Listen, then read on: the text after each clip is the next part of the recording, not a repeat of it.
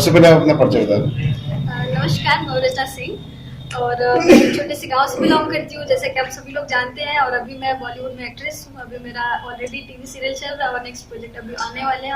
अगले मंथ से continue shooting start है। और 2018 में मैं miss India most popular face, miss Kashi, miss UP और एक ब्रांड एम्बेसडर और भी सारी चीज़ें, बहुत सारी चीज़ें हैं जो मैं रह चुकी हूँ। और उसके अलावा मैं बाकी एनजीओ से भी जुड़ी हुई हूँ।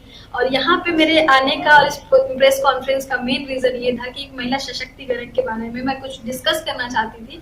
और मुझे लगा कि हमारे समाज को और अवेयर होने की जरूरत है, तो मुझे लगा कि इस विषय में हमें बात करनी चाहिए। इस वजह से आज मैं यहाँ पे मौजूद हूँ। महिला सशक्तिकरण को लेकर क्या कहना चाहेंगी? जैसे भारत में जिस तरीके से हो रहा है, हरियाणा में भी एक सरेराह जो है एक महिला को गोली मार दी जाती है, बहुत सारे रेप जैसे घटनाएं हो रही हैं।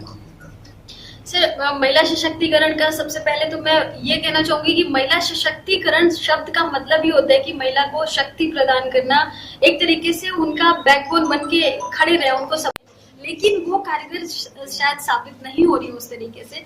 इतनी योजनाएं चलने के बावजूद भी नारी सुरक्षित नहीं है, शायद कहीं न कहीं उसका अभाव मुझे दिख रहा है। तो मुझे लगता है कि और सरकार को थोड़ा सा इस पे काम करने की जरूरत है, थोड़ा सा और उस जो योजनाएं वो बनाए हैं उस पे और कार्यरत तरीके से उसको और कारगर बनाने की जरूरत है और उसको उस पे काम करने की जरूरत है। जी, अभी पिछले दिनों जैसे नवरात्र के दिनों में महिला शक्ति का जो कार्यक्रम किया गया है, क्या लगता है कि महिला सशक्तिकरण के नाम पर सिर्फ एक सप्ताह का जो कार्यक्रम किया गया, एक सप्ताह का महिला सशक्तिकरण हो जाएगा या कार्यक्रम को भी आगे उसको बृहद रूप में करना चाहिए? नहीं, इस चीज के लिए मैं, आपका बहुत बढ़िया सवाल है। इसके लिए मैं हाथ जोड़ के निवेदन करना चाहूंगी कि सिर्फ 9 दिन नहीं, 365 दिन इसके लिए काम किया जाए। 9 दिन पूजा करने से, 9 दिन कुंवारी कन्याओं को खिलाने से और 9 दिन देवी माता का पूजा प्रसारण और बहुत सारी चीजें, तमाम चीजें करने से और 9 दिनों तक स्त्रियों को सम्मान देने से सम्मान नहीं मिलेगा। 365 दिन देना पड़ेगा। और देवी का मतलब ये तो नहीं हुआ कि आप सिर्फ 9 दिन पूजा करें तो देवी आपके घर आ जाएंगी। अब महिला सशक्तिकरण की बात करी है, तमाम बॉलीवुड एक्ट्रेस भी इससे अछूती नहीं है। वो भी जो है लगातार मुंबई में जो कल्चर है, एक्ट्रेसों का जो है बहुत दिनों तक कैरियर भी नहीं रहता है। तो किस तरह से आप सर्वाइव करेंगे? छोटे से जिले से आई हैं और आप सशक्तिकरण की बात करेंगे, वहां तक कंगना रनावत तक पुलिस का विरोध कर चुकी है। सर, महिला सशक्त, वही बोल रही हूँ कि समाज में हर जगह महिलाओं के साथ कहीं ना कहीं न्याय नहीं मिल पा रहा उनको। जिस तरीके से उनको सम्मान, जगह और उपलब्धियां जिस तरीके से मिलनी चाहिए, शायद वो उस लेवल पे नहीं जा पा रही है। बॉलीवुड में भी शायद अभी पुरुषों को पहले की तुलना में कहीं देखा जाए तो पुरुषों को बहुत ज्यादा अहमियत मिलती आ रही है। अभी थोड़ा सा बदलाव आया है, थोड़ा सा बेहतर हुआ है। अभी महिला प्रधान मूवी भी बन रही है, लेकिन मुझे लगता है कि और इस पे काम करने की जरूरत है। और मैं एक छोटे से गाँव से बिलोंग करती हूँ। मैं एक छोटे से गांव, एक छोटे से कस्बे, एक छोटे से जिले से मैं वहाँ पे जाती हूँ। तो मुझे लगता है कि पहली बात तो अगर इरादा बहुत मजबूत है तभी वहाँ पे पहुंची हूँ। बेशक इसके लिए माया नगरी में 3D कल्चर अपनाया जाता है, ड्रिंक, डाइट एंड डांस। अगर ये तीनों है तो आप सर्वाइव कर पाएंगे, तो कैसे आप सर्वाइव? ये क्वेश्चन है ये, लेकिन मुझे लगता है कि ये जरूरी नहीं है, कंपलसरी नहीं है। क्योंकि देखिए, करने वाले गलत कर रहे हैं इसी समाज में और करने वाले सही भी इसी समाज में कर रहे हैं। तो ये अपनी इच्छा और अपने डिसीजन का होना चाहिए। मेरा ये डिसीजन नहीं है कि मुझे वो चीज़ अगर नहीं पसंद है तो मैं इस चीज़ को बिल्कुल भी फॉलो नहीं करती हूँ और ना मेरी जिंदगी में मैं उसको अप्लाई करती हूँ। जिस तरीके से महिलाओं पे अत्याचार हो रहा है, सरेराह गोली मार दी जा रही है, जी, क्या मतलब पुरुष ही केवल दोषी होंगे गोली मारने का कि महिलाएं भी होती होंगी? सर, अब कुछ चीजें, कुछ घटनाएं ऐसी होती है कि बिना उसके पूरी तरीके से उसकी जानकारी लिए बगैर हम एग्जैक्ट बातें नहीं कह सकते, एग्जैक्ट कोई भी जवाब नहीं दे सकते जब तक कि उसकी पूरी तरीके से जांच ना की जा सके। लेकिन अगर घटनाएं हो रही हैं तो कहीं ना कहीं गलती, शायद गलतियां समाज में तो हो रही हैं। अब इसमें महिलाओं का किस हद तक हाथ है और पुरुषों का किस हद तक हाथ है, ये जांच के बगैर मैं कुछ उस पे ऐसा कुछ टिप्पणी नहीं करना चाहिए। हरियाणा में एक काले से निकल रही लड़की है, उसको सरेराह गोली मार दी जा रही है, जी। क्या प्रतिक्रिया होगी आपकी?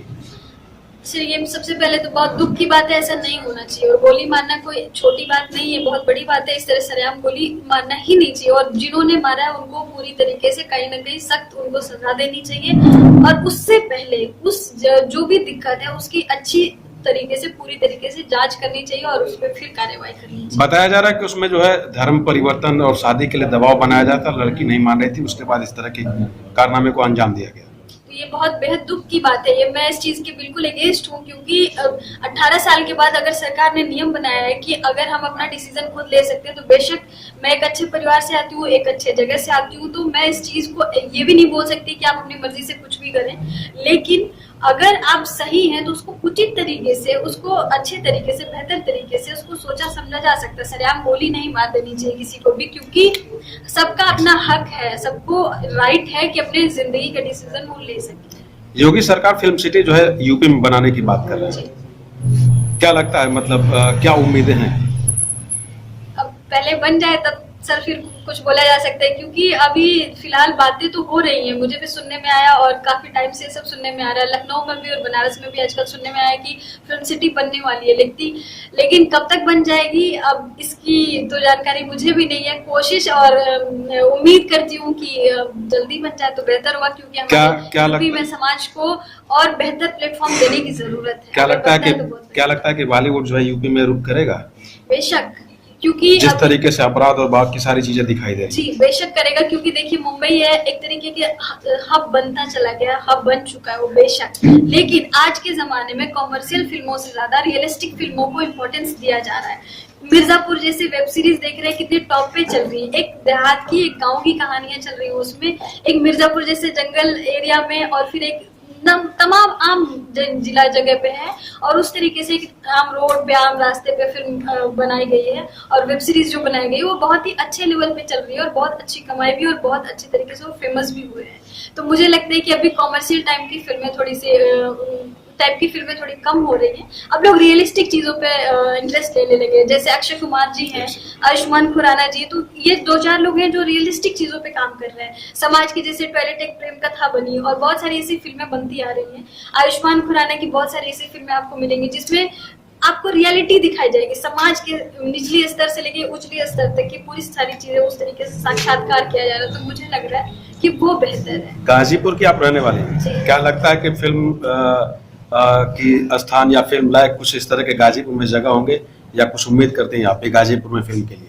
जी बेशक, गाजीपुर को छोटा काशी कहा जाता है, काशी कहा जाता है, और मैं बहुत प्राउड फील करती हूँ कि मैं गाजीपुर से हूँ, क्योंकि गाजीपुर वो धरती है जहाँ से एक वीर पैदा हुए, अब्दुल हमीद जैसे वीर बेटे पैदा हुए हैं यहाँ से, और हमारे वाइस प्रेसिडेंट रह चुके हैं यहाँ से, और तमाम चीजें यहाँ के एशिया का सबसे पुराना पोर्ट है, एशिया का सबसे बड़ा गांव गाजीपुर में है। मैं बहुत ही अपने आप को गौरवान्वित और प्राउड फील करती हूँ इस चीज के लिए कि मैं गाजीपुर से बिलोंग करती हूँ।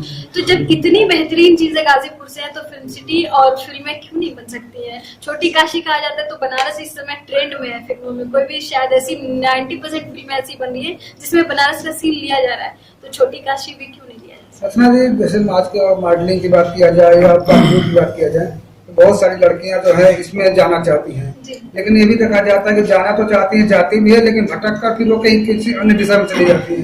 तो ऐसे लोगों के लिए क्या सजेशन देना चाहेंगे, नसीहत क्या रहेगी? जी, मैं लड़कियों के लिए सबसे पहले बोलना चाहूंगी कि आपको मौका मिला है, बहुत इस टाइम की जो लड़कियां हैं वो बड़ी खुशकिस्मत है कि उनको ये मौका मिला, और इस टाइम पे वो पैदा हुई है कि 2020 में उनके पेरेंट्स भी, क्योंकि मुझे छोड़ा गया तो मैं समझ सकती हूँ कि मेरे आसपास की जितनी लड़कियां हैं उनको परमिशन मिली है।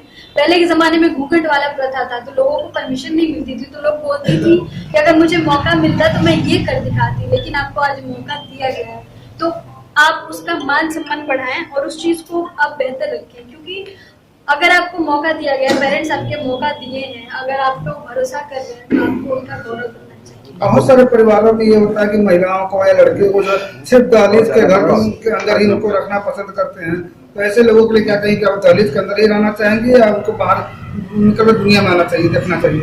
ऐसे घर के पुरुषों पे मेरा एक सवाल है कि शायद वो इतने शिक्षित नहीं है कि वो औरतों को फ्रीडम नहीं दे पा रहे। एक जब लड़की आगे बढ़ती है तो उसके आजाद ख्यालों वाले पिता कहाँ होता है, जहां तक मैं समझती हूँ। तो मुझे लगता है कि अगर आप एक पिता होने के नाते अगर आप इतने आजाद ख्याल नहीं रखते, अगर आप इतना फ्रीडम अपनी बेटी को नहीं दे सकते हैं, तो फिर आप बेहतर, आप पढ़े लिखे एजुकेटेड इंसान कैसे कहला सकते हैं? शायद आप तब शिक्षा का अभाव है, और शायद आपको भरोसा नहीं है अपने आने वाली पीढ़ी पे कि वो बेहतर कर पाएंगे। तो उन्हें भरोसा दिखाना चाहिए, और मुझे लगता है कि उनका सपोर्ट बन के खड़े रहना चाहिए। कुछ गलती होती भी है तो उसे साथ देकर सुधारें, उसे डांटे नहीं हर जगह, क्योंकि आप समझाएंगे तो हो सकता है वो स्ट्रांग बने, आप डांट देंगे तो हो सकता है आगे वो चल ही ना पाए।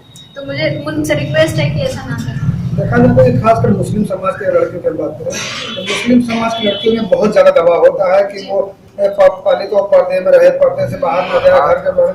ऐसे लोगों को क्या कहेंगे, खासकर मुस्लिम समाज के लड़के? अब उनसे भी एक तरीके से निवेदन ही कर सकती हूँ, क्योंकि जहाँ तक हम समझते हैं कि उनका ये प्रथा है और उनके इस्लाम में ये सारी चीजें लिखी गई हैं कि उनको इस तरीके से सामने नहीं आना है। तो अगर ये किसी के इस्लामिक चीज है तो उस पर मैं सवाल नहीं कर सकती हूँ, लेकिन निवेदन कर सकती हूँ कि जमाना बदल रहा है, आप बेहतर कर सकती हैं। आप भी एक नारी हैं, मैं भी एक नारी, एक महिला होने के नाते ये बात मैं बोल रही हूँ कि आप अगर बेहतर कर सकती है तो मुझे लगता है कि सबको आगे बढ़ना चाहिए। हर लड़की का अधिकार है कि वो आगे बढ़े और अपने एक परिवार, जो परिवार 2 लड़की चला सकती है तो सब कुछ मैनेज कर सकती है, तो उसे मौका दिया जाए और वो खुद भी भरोसा बनाए और वो मेहनत करे और वो प्रमाण दे इसका कि वो बेहतरीन है, वो कर सकती है। उत्तर प्रदेश सरकार जो है, आप उत्तर प्रदेश में रहने वाली हैं, योगी जी ने मिशन शक्ति भी चलाया है, तो क्या कहना चाहेंगे इस गवर्नमेंट को महिला सशक्तिकरण?